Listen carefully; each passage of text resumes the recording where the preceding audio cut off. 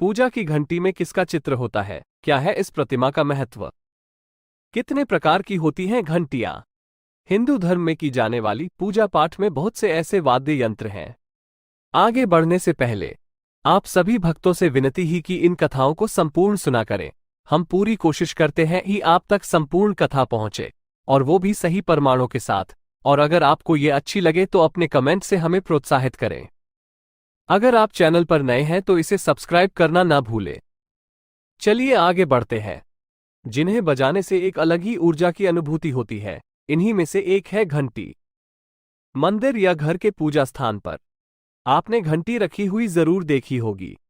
ज्योतिष शास्त्र मानता है कि घंटी के बिना पूजा अधूरी होती है। आरती करते समय या आरती के बाद लोग घंटी बजाते हैं और अपनी मनोकामनाएं भगवान तक पहुंचाते हैं।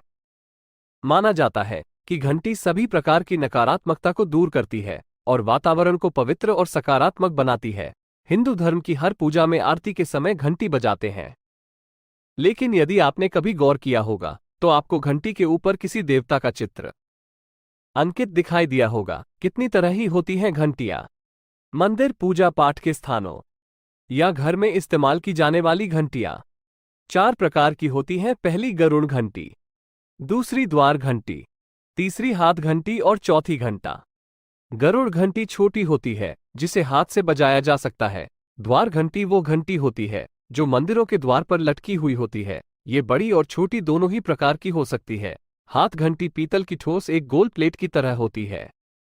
इसको लकड़ी के एक गद्दे से ठोक कर बजाते हैं और घंटा बहुत बड़ा होता है। ये कम से कम 5 फुट लंबा और चौड़ा हो सकता है।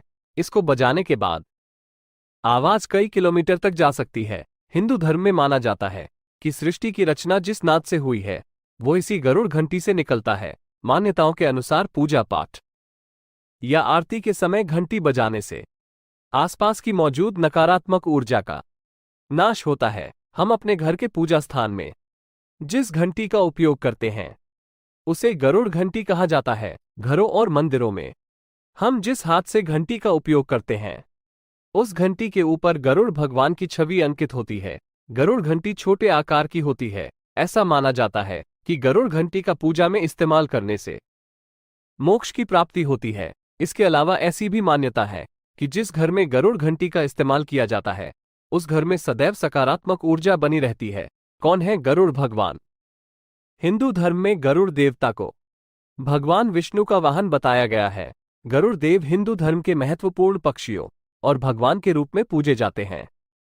पूजा की घंटी में इनका चित्र अंकित होता है, जिसके पीछे यह माना जाता है कि यह भगवान विष्णु के वाहन के रूप में भक्तों का संदेश भगवान तक पहुंचाते हैं। इसलिए गरुड़ घंटी बजाने से मनोकामना की पूर्ति होती है और प्रार्थना भक्तों से सीधे भगवान तक पहुंच जाती है। दोस्तों, आपको ये कहानी कैसी लगी?